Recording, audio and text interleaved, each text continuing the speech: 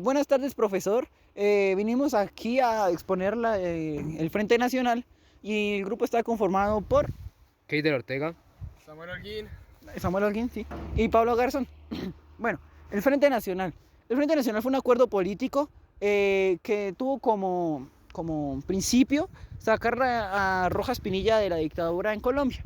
Se trataba sobre 4 presidentes, 2 liberales y 2 conservadores intercalados en el poder.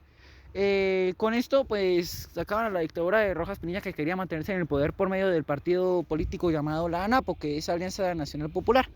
Eh, entonces, antes del Frente Nacional había una época de violencia desde 1948 por causa del Bogotazo.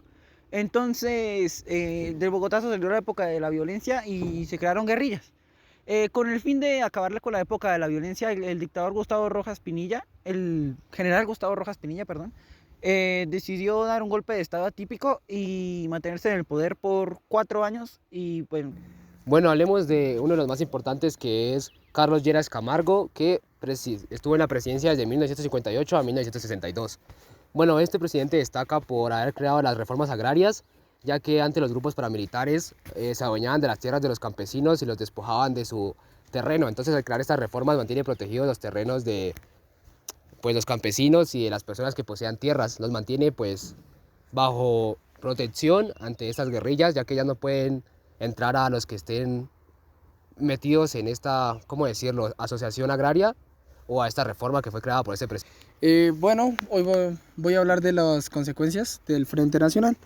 Alguna de estas consecuencias fue la alternancia del poder, solamente entre dos grupos políticos, llamado el liberal y el conservador. Esto con el fin de evitarse, pues, para que solamente el poder estuviera entre esos dos partidos.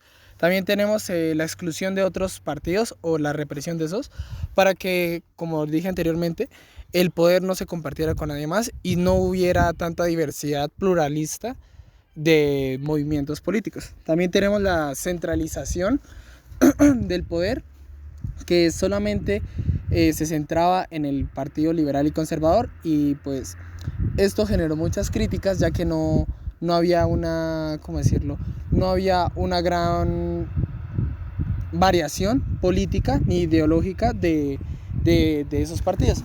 Y por último tenemos las reformas constitucionales que durante el Frente Nacional se llevaron a cabo con reformas de constituciones. O sea, crearon la última constitución, que fue la de 1968. Al crear esa constitución dejaron ciertos valores para la sociedad que tenemos actualmente. Bueno, vamos con otro presidente que también fue importante en esta época, que es Guillermo León Valencia, que estuvo en la presidencia desde 1962 a 1966. Su gobierno se enfocó más en la modernización industrial. ¿Qué quiere decir esto? Que se centró más en las industrias del país, como por ejemplo la explotación de fábricas o no explotación, por decir potenciar estas industrias para conseguir mejor economía en el país. Vamos con el tercer presidente, que es Misael Pastrana Borrero, de 1970 a 1974.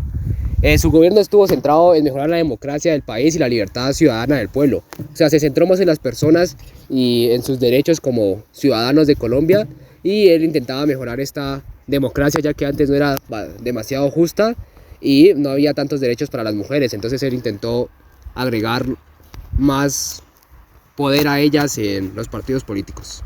Pues antes de concluir con este video, queremos decirle algo sobre que muy trágicamente sucedió sobre este país, que son los diferentes tipos de masacres y asesinatos que se generaron durante el Frente Nacional y antes del Frente Nacional.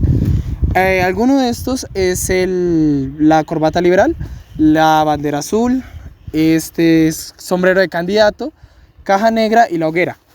Estos son los menos representativos, o bueno, los menos conocidos que se tienen registro. ¿De qué trataba? Pues le voy a contar algunos de lo que trataba. La corbata liberal trataba de que si una persona era liberal y era atrapada por un conservador o por varios conservadores, esta persona tenía que, pues la atrapaban, la la hacían caer y literalmente le cortaban la parte de acá abajo, sacándole la lengua por esa herida, haciendo la corbata roja tan distintiva de los liberales. La bandera azul se trataba de que los conservadores, cuando eran atrapados, los asesinaban, los envolvían en su propia bandera y literalmente los dejaban colgando como una bandera.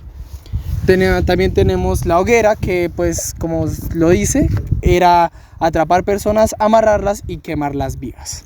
También tenemos el sombrero de candidato. ¿Qué es el sombrero de candidato?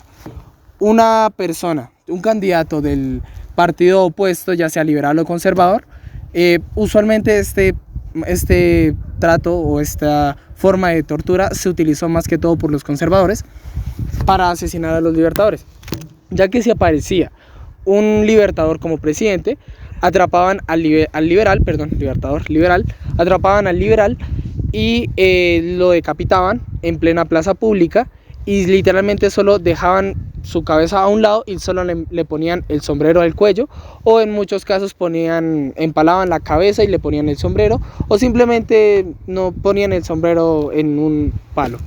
También tenemos la caja negra. ¿Qué trató la caja negra? La caja negra trató de encerrar personas en una caja confinada y lo prendían fuego alrededor.